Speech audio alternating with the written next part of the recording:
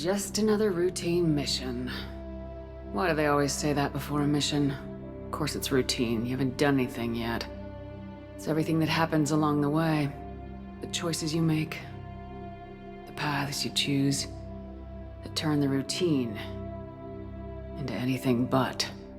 Of course, that's how it started. A routine mission, answering a distress call. And look where that got me. We were testing out the Normandy, Captain Anderson's new ship, when the distress call came in. An Alliance patrol on Eden Prime had been attacked. They'd seen something they couldn't explain. And whatever it was massive. I hit the ground with my lieutenant, Caden Alenko. A good kid, loyal, by the book, with a talent for biotics. We came across the lone survivor of the patrol, Gunnery Chief Ashley Williams. A soldier to the core. Tough, disciplined, ready to take on whatever came her way. Ashley joined up with us and took us to the spot where she lost her squad. That's when we saw it. The ship. Like nothing I'd ever seen.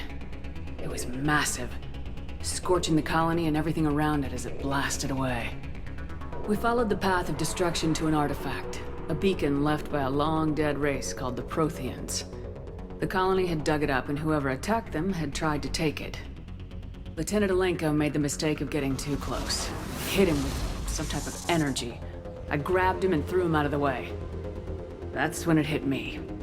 Hard. Every muscle in my body went rigid. I couldn't move. Could barely breathe. Everything went black. And then I saw something. A vision. Dream. A nightmare. By the time I woke up, we were halfway to the Citadel on our way to meet the Council. I was expected to explain what I'd seen. Anderson came along. So did Udina, our political representative on the Citadel. With those two heavyweights, it seemed reasonable we could persuade the Council that the ship we'd seen was a potential threat. As was the individual behind the attacks. The main suspect for the Eden Prime massacre was a Turian Spectre named Saren. He'd been seen by one of the survivors from the colony at Eden Prime, and there was some evidence to suggest that the ship was connected to Saren. But even Udina's pointed accusations weren't enough to convince the Council. They just couldn't believe one of their chosen elite Spectres could be guilty of something like that. They needed proof, which meant I needed proof. Fortunately, I wasn't alone in my search.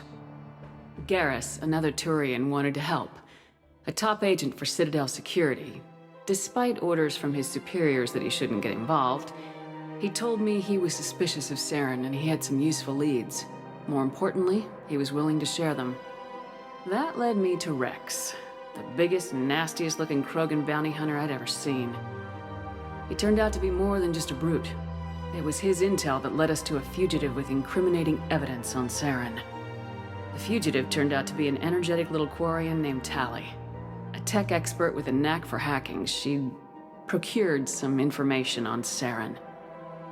Evidence that proved Saren was dirty.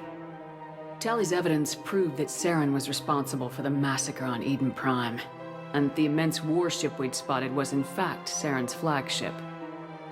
But it went much further. Saren was trying to find a way to bring back a race of sentient machines from dark space. Machines allegedly responsible for cleansing the galaxy of all organic life. These Reapers were blamed for wiping out all life 50,000 years ago, including the Protheans, then disappearing back through the mass relays to dark space, leaving no trace that they'd ever been. That explained why Saren was after the beacon, and it made some sense out of my visions. But not much else.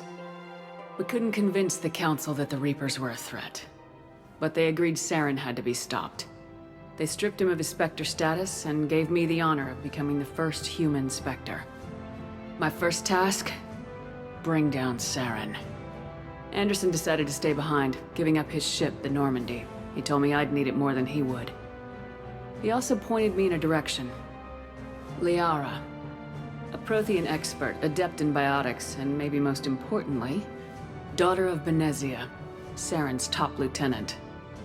And like most Asari, as beautiful as she is intelligent, and born with a unique ability to meld with other species. Liara was able to help me decipher some of the vision the beacon had given me. Nothing concrete, but it gave me some clues.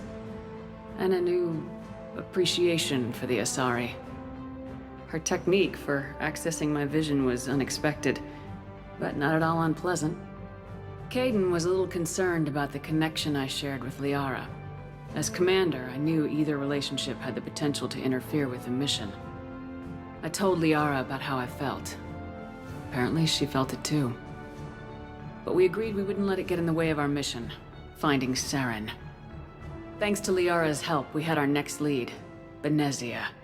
Saren had taken her to Noveria, where he'd enslaved the queen of a dangerous race of insect-like creatures, the Rachni. He ordered Benezia to use the same technique Liara had used on me to extract information from the Rachni queen. The queen's drones were everywhere, and they were not happy. We had to fight through hundreds of them to get to Benezia. By the time we arrived, Saren was gone, with the information. I tried to reason with Benezia, but Saren had indoctrinated her. He had somehow acquired the ability to control people's actions and wills. Benezia wouldn't surrender, and Liara was forced to watch her mother die in her arms. And I was left with an angry, dangerous Rachni queen to deal with. She claimed her drones would do no harm if I released her. But the Rachni had terrorized the galaxy before. I couldn't do it. I wouldn't doom an entire species for past sins. And the queen was true to her word. She left and took her army of drones with her. With Saren's top lieutenant dead, he was quickly running out of time and places to hide. I tracked him down at his base on Vermeer, but we soon learned it was more than a base of operations. It was a breeding ground. Saren was breeding an army of Krogan. He'd found a cure for the genophage, a disease inflicted on the Krogan to prevent them from breeding and taking over the galaxy. But the Krogan Saren was breeding were slaves, mindless beasts that obeyed Saren's will.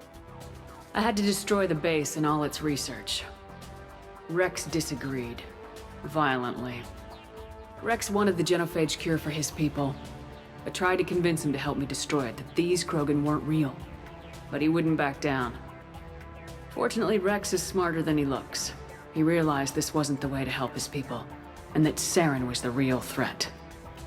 When we finally got to the center of the base, I realized just how close Saren was to completing his plan. He was already in communication with the Reapers. Sovereign, Saren's flagship we'd all assumed was just a ship, was a Reaper. It spoke to me, threatened me. I could feel the menace it had for every living thing. It wanted me dead. It wanted us all dead. And I knew it was capable of doing just that. What I couldn't understand was why Saren would help it. But there was no time to think about it. Sovereign knew where we were. We had to destroy the base and get the hell out. I split my team into 2 squads, sending Ash with one and Kaidan with the other as a distraction. We had a nuke and we planned to use it. Before we could detonate the bomb, Saren showed up. We fought. I stalled him to make time for my team. And in talking to him, I realized the truth. It wasn't Saren who was indoctrinating everyone. It was Sovereign, the Reaper. And Saren was in deeper than all of them. He tried to convince me he was still in control. Said he'd found a way to reduce the Reaper's influence, but he was kidding himself. Or believing the lies Sovereign was telling him. Before I could convince him to stop, he ran, leaving me just seconds to extract my squad mates. I tried, but I wasn't fast enough. I could only save one of them. Ash was a good friend, and a great soldier. But I had to choose, and I chose Kaidan. That was the last time Saren would slip away from me. I knew then, the next time we met, one of us would die. With my team mostly intact, we chased Saren and his army to Ilos, a long-lost planet that had once belonged to the Protheans. As we prepared for what we knew would be a desperate fight, I spoke to my crew. We were just one ship, against Saren's growing army. I assured them all that despite the odds, we could defeat him. But Liara saw through my words. She knew I was hurting after Ash's death. She could sense my doubts. We both knew this mission could be our last. Until that moment, we put our feelings aside for the sake of the mission. But why wait? We gave in to each other. And it was perfect. While it lasted. We arrived on Ilos close behind Saren. Once on the planet, we discovered a Prothean databank that helped me put the final pieces of my vision together. The Reapers had come 50,000 years ago, and every 50,000 years before that, each time purging the galaxy of life. The Protheans had fought and died like every species before them, but a few survived long enough to leave a parting gift. The Protheans had discovered that the Citadel was the key to controlling the mass relays. By sabotaging the Citadel, they found a way to close the relays to dark space, slowing the Reapers' return, giving us the time we needed to find a solution to stop the Reapers once and for all. Saren knew this. He was leading his army to take control of the Citadel and re-establish the relays to dark space, bringing the waiting Reapers here to destroy us all. We followed him to the Citadel. It was intact, but heavily damaged. He'd caught the Council fleets by surprise, and they were only now regrouping. And with Sovereign as his flagship, there was little hope that the fleets could counterattack with enough strength to take back the Citadel. But Saren was done running, and I was done chasing him. As the Alliance and Council fleets battled Saren's army outside the Citadel, I cornered the Turian bastard in the Citadel tower and confronted him. He died believing that the Reapers would save him. As I fought to regain control of the Citadel, the Council's flagship, the Destiny Ascension, fell under attack. Despite Saren's death, Sovereign and Saren's army continued to fight. The Council was aboard the Destiny Ascension and they were requesting assistance. But I knew in order to help them, I would have to put our human Alliance fleet in jeopardy. The Council could be replaced. The fleets were needed here and now if we were going to defeat Sovereign. Even with the Citadel back in my control, Saren defeated and the Normandy leading the combined galactic fleet. The battle against Sovereign, a single Reaper, was relentless. It took the combined fleets of humanity and the other races, but in the end, Sovereign fell. But the costs were immense. While humanity's efforts in the war earned us our first seat on the Council, it was a hollow victory. The Reapers were still out there. I knew the fight was far from over, but as the one who'd led the fight against Saren, I was given new responsibilities. The choice of humanity's first counselor was left to me to decide. On the one hand, Udina, the lifetime politician, ruthless and ambitious. He would easily navigate the political landmines that would soon be placed before him. The other choice, Captain Anderson, the career soldier. Tough but fair, but a friend, and someone I could trust. Both great leaders in their own right.